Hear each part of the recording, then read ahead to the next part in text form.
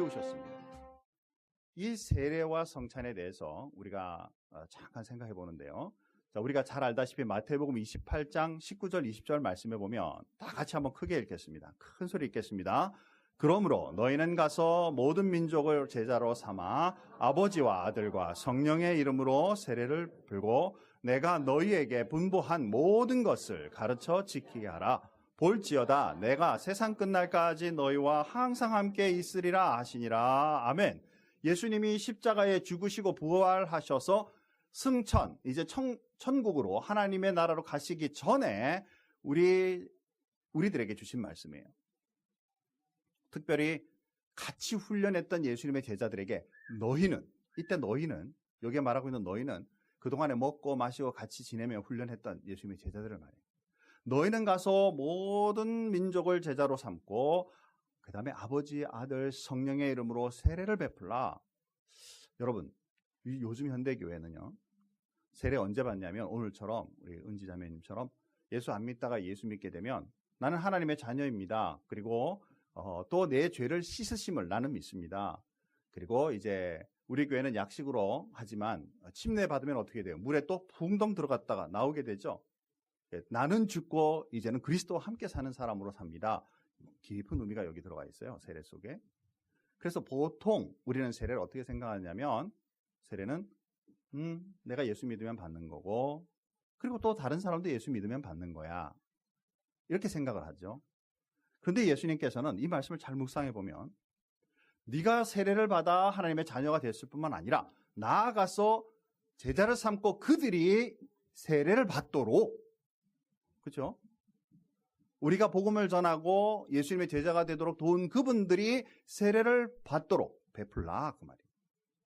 그러니까 좀 더 강한 의미가 여기에 들어가 있다는 것이죠. 이 세례라는 의미는 이제 나만 받고 끝나는 것이 아니라 다른 사람이 받을 수 있도록 우리가 행동하라, 그런 의미가 이 속에 들어가 있죠. 좀 더 나아가서 이번에는 성찬을 보시죠. 오늘 읽었던 본문입니다. 오늘 11장 26절에 보니까 자, 다 같이 한번 읽겠습니다. 같이 읽습니다. 너희가 이 떡을 먹으며 이 잔을 마실 때마다 주의 죽으심을 그가 오실 때까지 전하는 것이니라. 아멘. 자, 우리는 성찬에 참여할 때요, 이번 주도 마찬가지예요. 이번 주간 지난주부터 제가 계속 광고하면서 이번 주 이제 우리 불이 갑자기 나가니까 이번 주에 우리 성례를 행하니까 여러분 이 성찬에 참여할 수 있도록 잘 좀 마음으로 준비하고 한 주간 잘 마음 준비하고 나와서 성례에 참여하면 좋겠습니다. 이렇게 이제 말씀했죠. 그래서 먼저 성찬은 우리가 내 자신을 살펴 하나님 앞에 주님의 은혜를 경험하는 거예요. 이거 분명한 것입니다. 그런데요, 오늘 주님이 하나님께서 이 말씀을 통해 뭐라고 말씀하시냐면 이 성례가 너희만 하는 것이 아니라 이 성례를 할 때마다 주님이 오시는 그날까지, 즉 이 세상 끝나는 그날까지 주님은 나와 여러분을 위해 죽었습니다, 돌아가셨습니다 라는 것을 전하는 자가 되라 라고 말씀하고 있다는 사실이에요.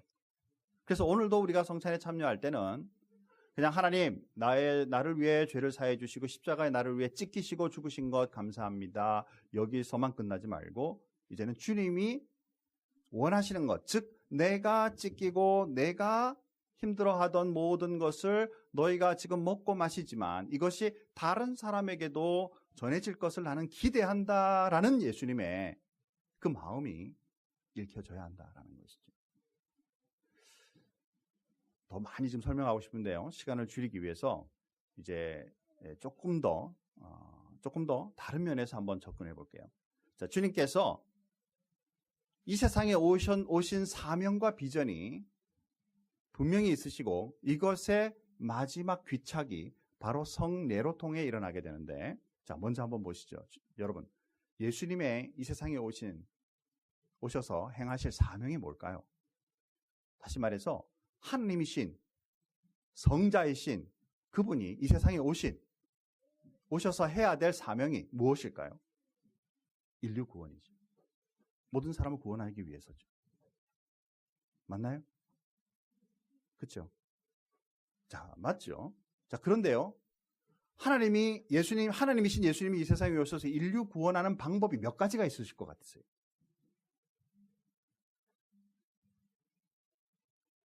수도 없이 많을 수 있죠.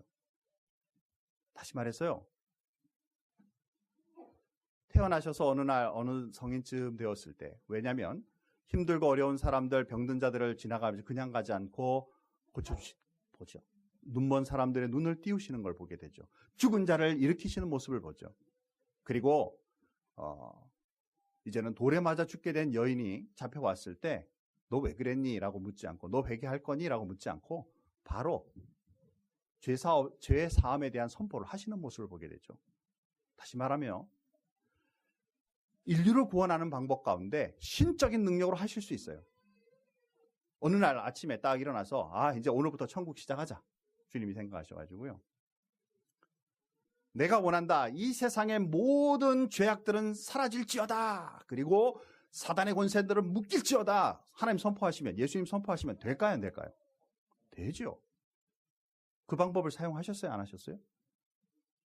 왜 사용하지 않으셨을까요? 우리가 지금 그거 기대하잖아요. 예수 이제 믿기로 작정하고 제가 성경 공부 같이 나누고요. 제자 훈련하면 목사님 왜 악한 세력을 맨날 그렇게 두게 하셔가지고 우리 유혹받게 하고 우리 죄 넘어지게 하고 왜 죄짓게 만드세요? 주님께서 예수께서 오신 목적은 우리를 구원하기 위하여 오셨는데 주님이 이 구원의 방도 여러 가지의 방도 중에 주님이 보시고 나아가는 구원의 방도는 이게 바로 비전이죠. 주님이 보셨기 때문에. 누가 주셨어요? 아버지가 주셨죠. 성부 하나님께서 나를 보내시며 주신 것, 그래서 그것을 보여주신 것, 이게 바로 예수님의 비전이죠.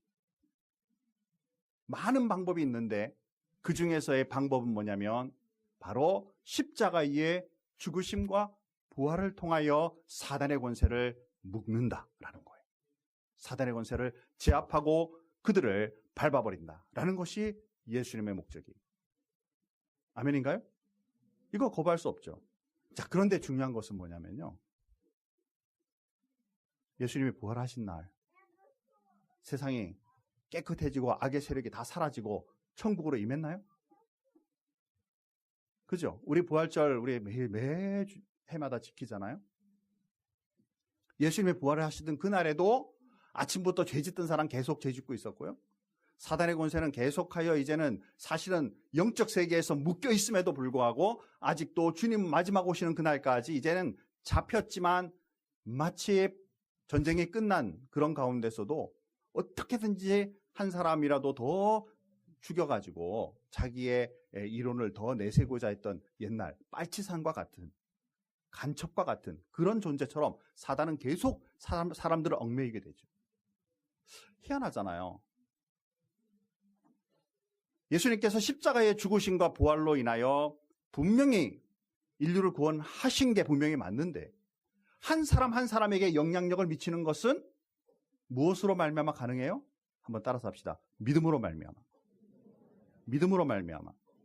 그런데 예수님께서 부활하시고 나니까 바로 사람들이 와 나를 위해 죽으시고 나를 위해서 십자가에 이제 죽으신 그분이 부활하셨어. 나 그분 믿어야 되겠어. 사람들이 막 나왔나요? 아무도 움직이지 않았어요. 이게 문제죠. 예수님이 구원의 계획은요. 십자가의 죽음과 부활뿐만 아니라 그 일을 위하여 가시는 동안에 이상하게도 3년의 생활 가운데 제자들을 12명이나 세워서 그들을 훈련시킨다라는 사실이죠. 왜 훈련시켰을까요? 내가 죽었다가 살아난 이 일에 대하여 너희가 증인이 되어 사람들에게 좀 얘기를 해줘라. 너희의 그 음성을 듣고 너희의 그 말을 듣고 그들이 나를 향하여 그 믿음을 고백하게 될 때 모든 인류가 구원을 받게 된다라는 거예요. 한 영혼들이 주님 앞에 돌아온다라는 사실이에요. 사랑성도 여러분, 하나님 왜 이렇게 하셨을까? 제가 자세하게 좀 더 얘기하고 싶지만 시간상 딱 요만큼 맞출게요. 궁금하신 분은요. 기회를 만들어 목사님과 같이 말씀으로 나눌 수 있는 기회가 있기를 주님의 이름으로 축복합니다. 예, 제일 좋은 방법은 제자대학에 들어오시면 되고요. 그러지 않더라도 진짜 궁금하다 싶으면 저에게 전화하십시오. 또 연락하십시오. 목사님, 그래서 그 다음에 어떻게 되는데요? 예, 그럼 저랑 같이 만나서 이제 커피도 한잔하고 그러면서 말씀 나누고 있기 바래요. 여러분, 여러분 한번 잘 생각해 보세요.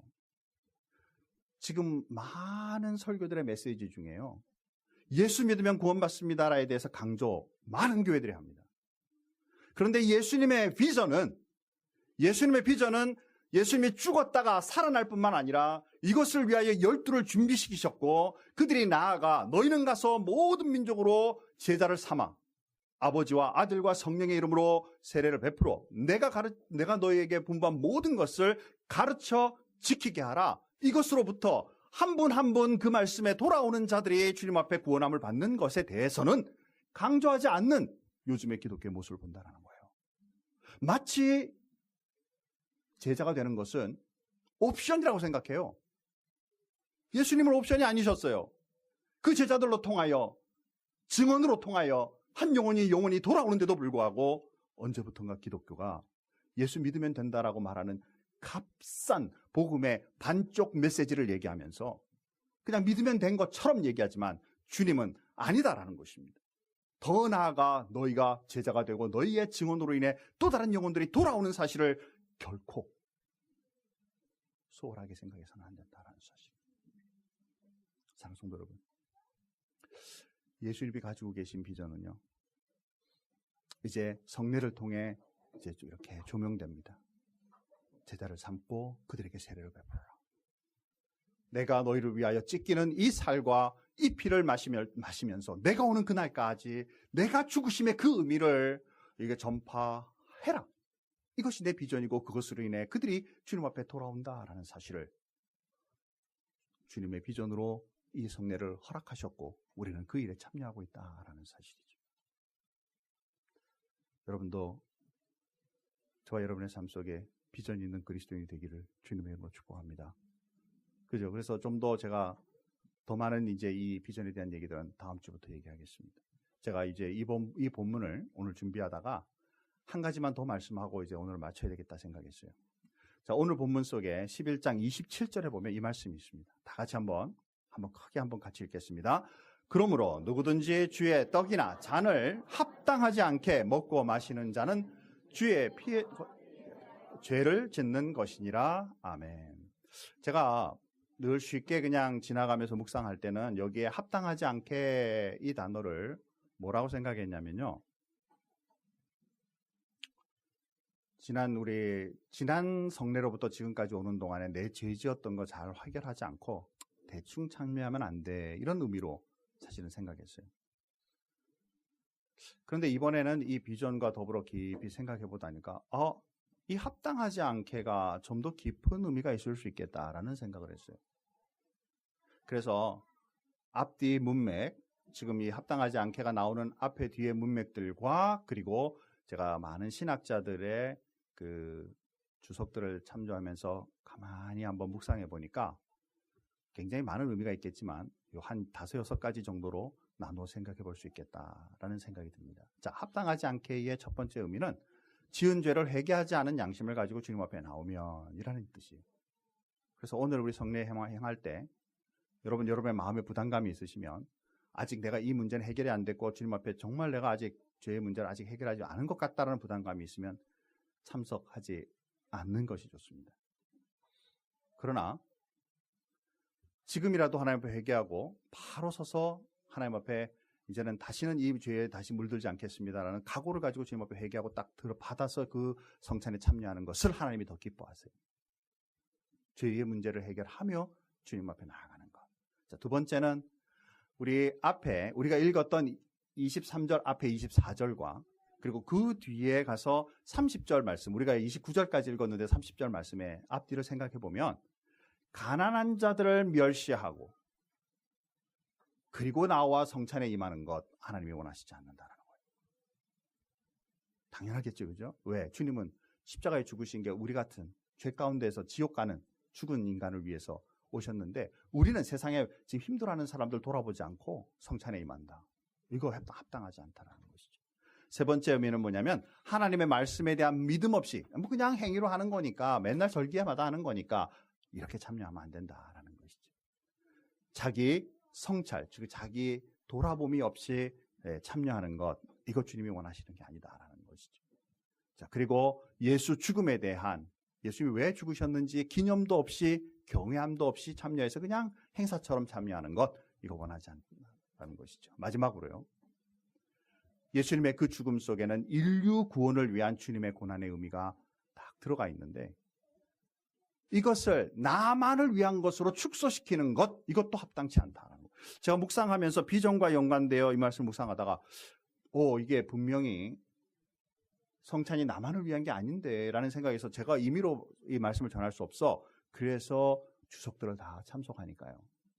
많은 우리 신학자들도 동일한 여기에 마음이 붙여져 있는 거예요. 예수님의 죽으심과 고난은 나뿐만 아니라 우리 주변에 하나님을 알지 못하는 인류의 구원을 위하여 오신 것임을 확신하고 하나님 앞에 감사하며 참여하는 것, 이것이 합당한 참여다라는 것이죠. 여러분, 오늘 성례에 참여할 때 이 마음을 좀 가지기 원합니다. 주님, 나를 위해 십자가에 찢기시고 흘리신 보혈 감사합니다. 이제는 주님의 뜻을 따라 주님 오시는 그날까지 이 일을 증거하는 사람으로 서게 해주십시오 라는 믿음으로 참여하는 축복이 있기를 주님의 이름으로 축원합니다. 아멘이죠. 자, 마무리합시다. 자, 여러분 비전 가지고 계신가요? 아멘. 아무도 아멘 안 했어요. 한 번 더 묻겠습니다. 여러분 삶의 비전이 있으신가요? 아멘 한 자에게만 복이 있을지어다. 아직도 자신이 없는 것 같아요. 여러분, 예수님이 이 세상 오셨을 때요, 왜 오시는지 본인 아셨어요? 몰랐어요? 아셨어요, 그죠? 성경에 인류 구원을 오신다고 아셨고 주님 보내신 것도 아셨고요. 그래서 우리 성경에 잘 보면요, 애초 태어날 때부터 죽을 때까지 자기의 삶의 사명과 비전을 명확하게 받은 사람, 제가 아무리 묵상해봐도 아직 제 성경의 그 지식 가운데 딱 두 사람밖에 안 떠올라요. 첫 번째는 예수님, 두 번째는 예수님의 삶을 예비하러 온 세례 요한. 세례 요한에게도 분명히 네의 삶은 이거다라고 분명히 주셨어요. 그리고 나서 많은 성경에 유명한 아브라함, 모세, 바울, 다윗, 수많은 그 성경의 인물들을 보니까요, 태어날 때부터 딱 그것 갖고 태어난 사람들이 아니고 커가면서 자라가면서 하나님의 뜻을 발견하며 주님 앞에 나가더라고요. 그렇죠? 제가 틀렸으면요, 제가 다시 말하면 두 분 외에도 더 있으면 여러분 한번 묵상하다가 있으면 저한테 꼭 알려주세요. 같이 묵상하다, 그죠? 대부분의 성경에 많은 사람들이요, 저와 여러분처럼 나 뭐 해야 되지? 나 이 세상에 왜 왔지? 다 그렇게 생각하는 가운데 나이가 40이 돼서 80이 돼서, 그죠? 그때야 비로소 내가 인생에 뭘 해야 될지를 찾는 사람들이 있더라고요. 있더라고가 아니라 대부분이더라고요. 그런데요, 찾아놓고도 그 비전 가운데 못 가는 사람도 있고 비전을 이루는 사람도 있더라. 하나님이 나를 보내실 때 그 비전이 명확하다면, 그렇죠?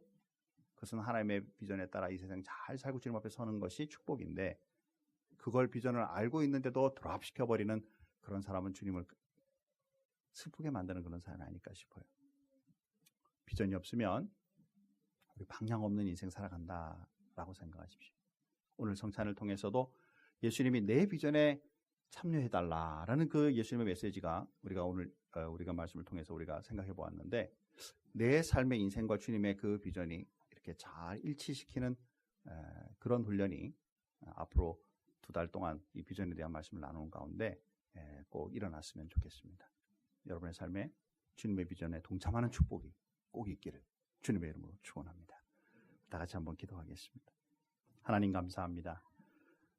오늘 우리 예수님의 죽으심과 부활이 또 특별히 우리를 향하신 이 성찬의 의미 속에 정말 하나님의 귀하신 의미가 담겨 있고, 하나님께서 예수님을 보내신 것처럼 우리도 이 세상에 보내시고자 하시는 주님의 의도를 우리가 한 번 더 생각해 보았습니다. 그런데도 우리가 살아가면서 내가 무엇을 이 땅 위해 살아가고 있는지, 내가 어떤 방향으로 가야 될지 모르는 그런 방향성이 없는 그리스도인이라면 이제 하나님의 말씀을 잘 묵상해 가면서 그 방향을 잡아가는 그리스도인이 되게 축복해 주옵소서. 하나님이여, 또한 우리 큰빛교회가 이 세상에 보내신 목적대로 이 지역과 세상 세계를 품는 일에 쓰임받는 교회가 되게 하여 주시고, 이 교회를 통해 하나님을 알지 못하는 전 세계 어디까지라도 복음의 능력으로 나아갈 수 있는 귀한 교회가 되게 주님 인도해 주시고 도와주옵소서. 주님 앞에 감사하며 예수님의 이름으로 기도하옵나이다.